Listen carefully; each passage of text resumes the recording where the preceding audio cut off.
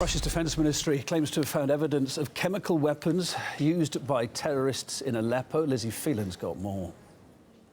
The Russian Ministry of Defense, in a statement released today, have said that they've uncovered this new evidence of chemical weapons use from the 1,070 apartments area of South Aleppo, which, despite coming back under the control of pro-government forces, is still subjected to regular attack by rebel forces. Now, the Ministry of Defense have said that officers from the Russian Radiological, Chemical and Biological Defense Troops Scientific Center have collected 9 samples, including fragments from mines and soil from craters, which they say confirms that both white phosphorus and chlorine gas has been used in the weapons that rebels are using on their frequent attacks on civilian areas in the government-held western parts of the city. The Russian Ministry of Defense spokesman General Igor Konashenkov also complained that the Organization for the Prohibition of Chemical Weapons, or the OPCW, has so far offered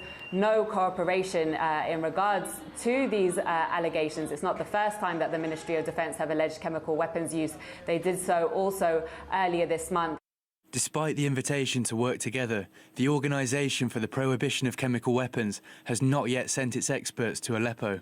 However, this does not prevent some OPCW members from remotely placing blame and failing to recognise the facts of the use of chemical weapons in Aleppo against the civilian population.